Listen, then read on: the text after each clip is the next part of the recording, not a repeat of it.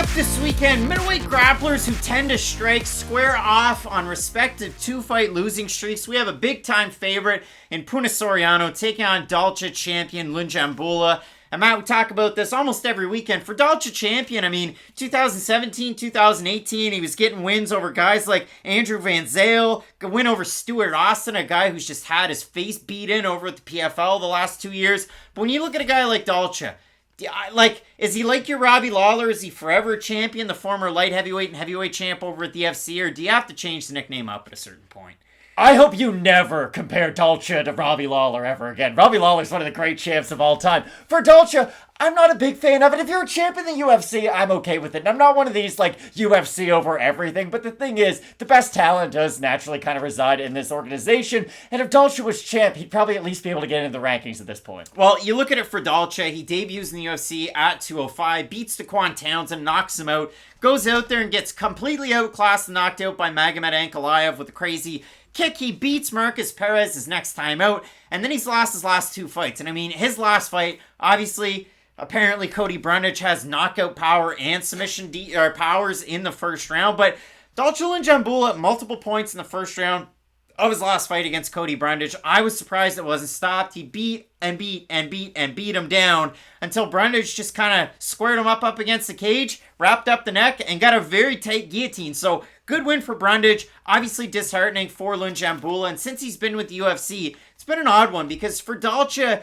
he was on the 2007 to 2009 Congolese national judo team, black belt in judo. It's a highlight of his game, and he's got those crazy, powerful upper body takedowns, but he has struggled against some wrestlers, and they're just, I say simple. It's not simple, but your more common North American single legs and double legs. And for Punahele Soriano, this is a guy, D3 All-American at Wartburg College in Iowa, and that's a staple of his game when he does go for it. Now for Punahele, his last time out, split decision loss to Nick Maximov. Punahele outstruck him. Nick just went for those chain takedowns, and Nick goes for. Thought he didn't have that. And Punahele couldn't really stop the takedown. So you look at it that time, his other loss, because he's only ever lost 2 fights as a pro, and they're back-to-back now, so it's a losing streak. But to Brendan Allen, he got outstruck and he got outboxed by Brendan Allen, and he was constantly chasing in that fight. And it was a weird performance because Brendan Allen at that time wasn't really known as having this back pocket Sanford / Kill Cliff MMA striking, but he did look really good in that fight, and that was the fight that you go, okay, maybe Brendan Allen has leveled up his striking. It was weird though to see such a power-oriented striker like Punahele Soriano be so willing to back up against a guy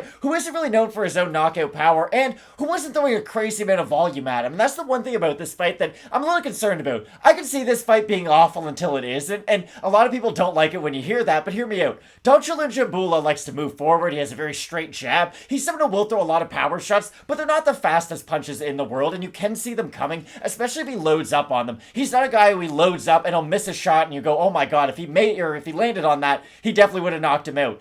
He'll miss on some of these big looping overhands, and you go oh my goodness. If he was in there with a really talented championship quality fighter, they could take advantage of some of those holes in his striking. But that's the weird thing about Dalcha. I always go back to the Marcus Perez fight, and I go, okay, well, Dalcha doesn't have great offensive takedowns for the most part. He likes to go a lot more with his hands. He doesn't have great cardio. And then all of a sudden in the third round against Perez, he looked really good on the mat. And that's something that's always in the back of my mind. It's hey, he doesn't have good cardio. But remember that one time he did have really good cardio? So I just never know at what weight class or what situation is really best for Dalcha. Well, that's it. You look at Dalcha and he wins that fight against Marcus Perez. And he trained at Kill Cliff MMA, formerly Sanford, for a while. Then he mixed it up and he went to Extreme Couture. So these guys would have trained at some point together last year because Dalcha made the move over there. He was training with Black Cobra Striking Systems own, a guy who hates right-handed sleeves. Oh, not Hacksaw Jim Duggan. It's my guy, Dewey Cooper. But for Dalcha, good striking coach. He didn't really make a bit of difference. That's a good point, actually. The good thing I like out of Dalcha is that he's training with Brendan Allen and Marc-Andre Barriault to get ready for this fight against Punahele Soriano. Guys who have had eyes on Soriano. Obviously, Barriault won the fight against Lungiambula, but for Barriault, we go chest to chest. I work takedowns and I strike, and push you up behind the black line. Dalcha's not able to have that full extension overhand, right? Like when he knocked out Alain Badeau over with EFC. But when you look at Dalcha, does have a steady jab. There's a lot of power behind it because he puts a lot of force on his lead leg when he does throw it. But the trouble is, he has decent volume. It's just slightly below UFC average. But when he lands, It matters, we just haven't really seen him land a lot in the UFC. I mean, Daquan Townsend's a good example, but poor Daquan had a rough run in the UFC. And for Puna, like, he had the great win streak. He beat a guy like Dusko Todorovic. That's pretty good. He beat Jamie Pickett on Dana White's Contender Series, knocked out Oscar Piata. That was a nice one. But I started this video off for a reason the way that I did. Punahele Soriano opened a minus 275. He's still a minus 275. Dalcha Lungiambula plus 225. Punahele Soriano's not much more of a volume-oriented striker than Dalcha is, and he's not giant on his offensive takedowns. He is, and they work, but when they don't, I mean, like, these guys cancel each other out. I see this as a really close fight, so the odds really did surprise me when I wrote them down just before this video. I agree 100%. I was very surprised to see where the odds ended up being or where they are right now. I'm sure they'll shift as we get close to the fight, but still, the fact that Punahele is such a big favorite is quite surprising. The only thing that I do think he has an X factor in, I do think his hand speed is much faster than Dalcha's if he is able to get into the pocket. Now, is getting into the pocket with Dalcha Lungiambula the greatest idea of all time? Probably not. I know I'd be terrified to do it. Would you like to go in a pit full of alligators too?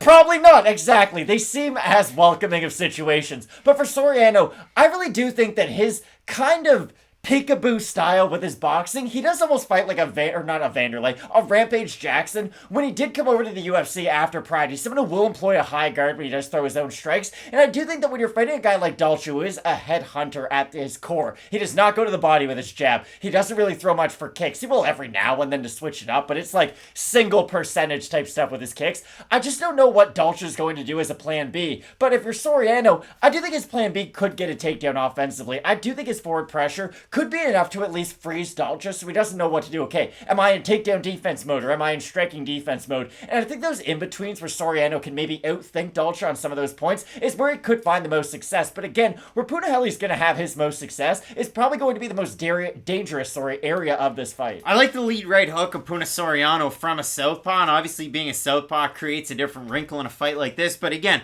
I mentioned the odds. I think this one's close. So when they're close fights like that, usually you go with an underdog, plus 225. But we'll have a look at the fan vote over on Topology. Surprise to us, there to you. Again, when a guy's that big of a favorite, I have to think that the fans are siding with him as well. So I'll say over under 72.5% Soriano. Way below. Way below. Way above. Wow. 672 total votes. 90% Soriano. 20% by decision. 73% by knockout. For the 10% that have Lungiambula. 57% by KO or TKO. Dalcha, again, upper body throws could be good. Puna can push a pace, so maybe up against the cage, Dalcha's able to reverse a position and just go off. And we saw him have a lot of success against a wrestler in Cody Brunge's last time out. Until he gets submitted, I like Soriano ever so slightly, but again, this is the one that ruins your parlay right here. Yeah, don't waste your money on this fight, but if you're just doing it to get a prediction right or wrong, I do think Punahele Soriano is the more skilled fighter. Both of us going with Punahele Soriano. It's scary. Don't bet on it. Just watch it. Popping popcorn, Matt. Big time fight in this middleweight division. Ever dynamic these days. It's a lot of fun. We get a big time fight in the featherweight division in the main event. Brian Ortega T-City taking on Yair Rodriguez. Should be a great one. Keep it locked in with Fight Night picks. We always say, let's get into it.